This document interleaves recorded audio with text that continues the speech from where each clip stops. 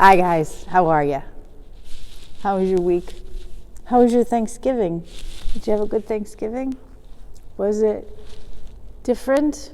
It was different, right? Mine was different. It was some family, but not all the family. So we didn't have a lot of people. And usually Thanksgiving is one of those times where you are with a lot of people and that you can celebrate together. Mostly we celebrate God and thanking God for everything he does. People call that grace, God's grace. Basically it just means that everything he gives us we are thankful for. And so every year we get together as a family because that's one of the biggest things we're thankful for. So we do that. So this year was a little different, but not negating, not getting rid of the thankfulness, not getting rid of what he actually does for us. So it's a little different. It'll come back to normal, but it's still there, and we still had turkey, and we still had pumpkin pie, and we still got to be together. Whether it was online or on the phone or in our thoughts. So we got through, right? And then we'll go back to school, or we'll go back to class in our house, or we'll do what we need to do. We say thank you to God because God gives us all this stuff. We're very, very lucky to have that. So this week is the beginning of Advent. And Advent is basically the time that leads up to when Jesus was born, when he was the baby. And so we kind of like to count that off because it's so special and so amazing. And the beginning of the part where we realize that God actually sent somebody to help us. And it was actually God's son. He gave us his son, even it was his son. It's amazing that he did that. So this is the beginning of the countdown. And you can probably see some of the Christmas stuff in here. I can't show you everything because it gets a little crazy, but it's there. And it's at your house and everything. So I'm going to read you the scripture from Luke. Luke is one of those ones that's really good to read for Christmas. And this is Luke, and it's the first chapter, and it's 26 through 38. It says this. So during Elizabeth is an older woman, and she prayed to be able to have a child, and God gave her that. So Elizabeth has had the baby in her belly. She's been pregnant for 6 months, and God sent Gabriel, the angel, to a woman who lived in Nazareth in Galilee. Now, this woman was supposed to marry Joseph. Now, Joseph was from the family of King David. He came down from King David. The woman's name was Mary.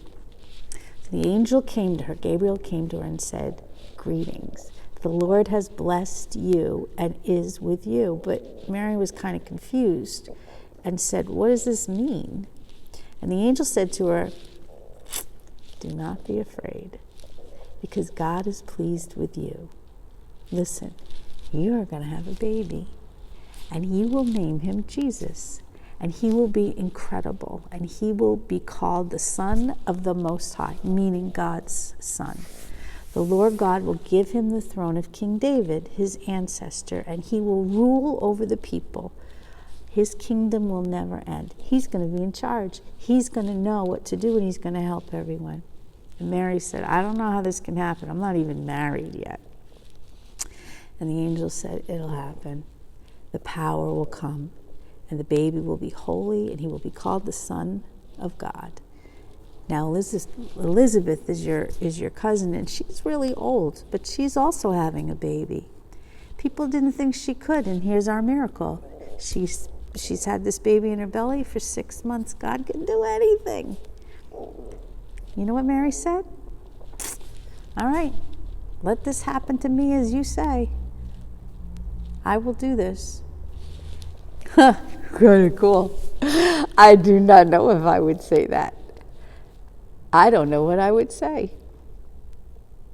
Now, the other scripture that we're talking about this week is from 1 Corinthians. Now we know that 1 Corinthians is after Jesus has lived and died and gone up into heaven, and then Peter and Paul and Timothy, they've all been walking around and telling people about Jesus. So this is a letter that Paul wrote to the Corinthians, the first letter, and it says, "Grace and peace to you from God and from Jesus Christ." I always thank God for you because of the grace that God has given you. In Jesus, you've been blessed in every way, in your speaking and your knowledge, what you know and what you say. The truth about Christ has been proven in you. So you have every gift from God. You have a gift. While you wait for Jesus to come again, Jesus will keep you strong, keep you that gift, keep you having that gift. God is faithful. He is the one who has called you to share life with his Son. All right, now, how does this connect with Mary being told she's going to have a baby? Not just a baby, God's Son. All right, so I've been thinking about this. In Corinthians, Paul is saying, you have a gift. God gave you a gift. And you're going to use that gift for him. In Luke, Mary was told, you're going to have God's Son. You're going to have God's Son.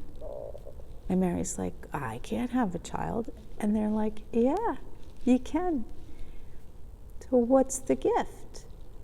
Mary's gift was to have this baby and raise this baby. She didn't know she had that gift. She didn't know that she was going to be chosen to do that. She was a girl that lived in the town, and she was going to marry somebody from the town. She probably didn't even know him that well. And you know, Mary said, okay. Mary said, okay? This is not an easy thing. Having a baby before you get married, people didn't like that back then. She didn't know any of this. She'd never seen an angel. She'd never had a conversation with somebody from God. She believed God. She believed that he existed and he would take care of her. But she'd never seen anything. God gave her a gift. The gift that God gave her is Jesus. It's basically for all of us. So, God gave her a gift and she said, okay. And Paul said to the people in Corinth, you have a gift. You can talk to people and you could tell them about Jesus. And the people in Corinth had said yes, they would do that. So then I'm thinking, does everybody have a gift? Does God give everyone a gift? And I'm pretty sure I believe that. My daughter has a gift of working with children and families and helping them through crises that most people don't even understand exist. My husband has a gift of building and fixing and taking care of, but not just things, people. He has a gift of being able to go up to somebody and have a conversation with them about anything, or to say, I will help you with that. He has no fear of that. Kevin has a gift. Kevin has a gift of being able to talk to anybody, being able to go up and just be there with them and saying the right thing. He also has a gift of fixing things. He's like his dad. He also has a gift of working with children and adults. He has that gift of being able to be part of a group without even being pushy or anything. Pastor Joshua has a gift. Pastor Joshua has an incredible gift. First of all, he can talk about Jesus. He's very smart. But he also makes you feel good, makes you feel like you're a good person. He has a way of talking to you that just builds you up, right? Who else has a gift?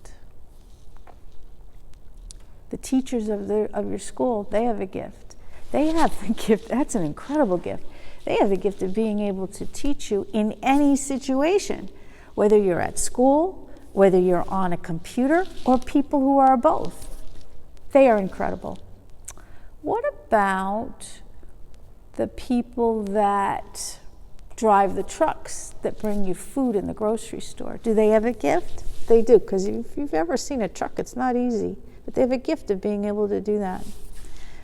Mary Frances has a gift of not just being able to be a musician, to be able to play the music and sing beautifully, but to teach other people the songs and to bring people together so that they can sing and make this incredibly beautiful music. Because I'll tell you something, when I hear that music, I feel Jesus, I feel God.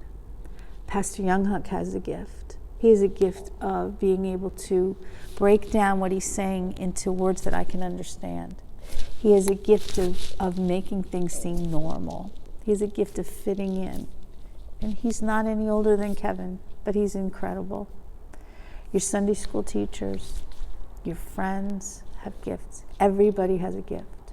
Joshua Ormelon has a gift. His gift is to be able to remind me of stuff I forget, but also this incredible gift of being able to be with kids and giving them what they need. Laurel has a gift. Laurel's gift is to know so many things and understand family and people and be able to have a conversation. At 4 years old, she can have an adult conversation. She's got an imagination and an intelligence. And her mom and her dad, who are raising her, have the gift of being able to deal with that. Everybody has a gift. Everybody. God gave us all a gift. We don't necessarily know what it is. But if you think about what you're doing, what you've chosen to do, how you deal with other people, you could probably figure out what your gift is. All right, so God sent Gabriel, the angel, to Mary to say, listen, we're giving you this gift. And we want you to take that gift and we want you to excel in it and use it for God and for people. Because when you do it for God, you do it for people. Mary knew what the gift was because they told her. How do we know what our gift is? The only way to know what the gift is to do with what God gives you, right? So if God puts a scenario in place, if God makes something happen and you're right there and you can do something, then you do it. We were at the pharmacy, Kenny and I, maybe a year ago, we were at the pharmacy and a man was in front of us in line and he just fell. And Kenny's like, I'm going to call 911. And he called 911. And then the other person that was standing there went down and bent down and made sure he was breathing. Everybody that was there had a job to do. A gift. A job is a gift. And we need to do those gifts. We need to use them. If you have a gift for music, Mary Frances has a gift for music. And Mrs. T-Bach and Mrs. Bovenizer, amazing. When they use that gift, when they sing, I feel it. It helps me. It gives me strength. They don't know that. They don't sing because they think they're going to make me better. They don't know. They just do because God gave it to them. When Joshua comes in, Pastor Joshua comes in and says, Kathy, how you doing today? You look good. Or I love the way you did this, or you're so helpful to me. He's not saying that to say, you need to hear this. He's just saying it because God gave him that ability to do that. But it made me feel good. It gave me strength to be able to keep going. When you go to the grocery store and you don't know which apple to pick out and somebody's just standing there and saying, I like that apple, it's a gift. So how do we do this? We just do it. And why? Why does God give us each a gift? We all have a job to do. We all have a place in this world. I had some people over for Thanksgiving, just only my brother. My brother came for Thanksgiving, and Kevin and Kenny and I were there. And earlier, Colleen was there, and we were cooking. We each had a job to do. Some of us were cleaning the dishes. Some of us were cooking on the stove. Some of us were putting things together. After dinner, it was just the four of us, and some of us were packing things up, and some of us were washing the pots and pans, and some of us were putting them away. We all have a job to do. All of those jobs together gave us a meal. So all of those jobs together that God gave us all contribute to the world, to our lives, to why we're here. You don't know what your gift is. You just know that you do what you do.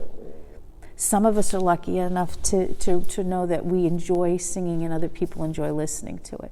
But we don't all have that. So we do what we do. And it's as small as having a conversation with someone, or going to school, or seeing somebody's in the grocery store and saying, I like that apple. God gave us all gifts. God gave Mary the gift of life. Not just one life, not just her family, but the life for everyone. God gave her cousin Elizabeth the gift of life. And her son is John. And John's the one that baptized people and got people ready and told people before Jesus even was there. God gives us a gift, and it doesn't only affect certain people around you. It affects everyone. We are all together. We are a social being. We are all together, and we all take care of each other. Now, when you think about where we are in the world right now, and the differences and the world, maybe we can take comfort from this. Maybe we can say, okay, I know that I am dealing with these issues, maybe not perfectly, maybe not, okay, everything's going to be fine, but maybe a little bit scared. I know that other people are dealing with it differently, but we're all together. We all have a role in this. And the role is not always this huge role where you tell people what to do. It doesn't work that way. The role is that you have these little jobs that you have to do that you don't even know, you just do them. God gave Mary a job. Take this baby and raise this baby so we have them. God gave Elizabeth a job. Take this baby and make sure this baby makes it safe and open for Jesus to do his job. God gave Jesus a job. Would you please go talk to these people and tell them what's going on? God gave Kenny a job, and Joshua Ormelon. God gave Jameer a job. Jameer's got lots of jobs. He has to take care of his brother. He has to keep strong. He has to keep Miss Kathy on her toes. And he has to learn the stuff that he's learning. And he has to teach the adults that everybody has a gift and a job. That it's okay. That you don't know, looking at someone, whether they're good or not. You don't know anything. All you have is God. And so you have a job to do. I don't know what it is. I'm trying to do the jobs that I think I'm supposed to be doing. And so, there's where we are. We have a job to do to work together. We're working together. That's the point, isn't it? Now, if that's true, that we work together, how do we get through these tough times? How do we handle this scary stuff? We work together. We understand that we have a job. You do not have to fix the entire world. All you have to do is your own job. So you do your job, and Kenny will do his job, and Pastor Younghunk will do his job, and we all do our jobs, and then it gets done. We're going to get through this. We're going to understand that we have a job to do. Not a million, just one or two or one a day. So you don't have to figure out what your job is. You just have to keep doing what you're doing, and you'll know if it's right. You know if you're doing something right or wrong. If you're doing it right, there's your job. If you're not, if you're doing something wrong, find something that you could do that's right. I don't know if I'm going to understand this when I hear it again, but I guess that's what it is. Let's do what we need to do. We each do what we need to do, and we get through the tough times, and we enjoy the little things, the joys that we have. So, this week, do your job. School, take care of your younger brother, help mom with the dishes, make somebody laugh. Be there when something happens so that you can stop it. Be there when something happens so you can enjoy it. And do what you do. There's your job. All right. I love you a lot. I miss you so much. We are together now, and we will be together in person. Have a great week. Love you. Bye.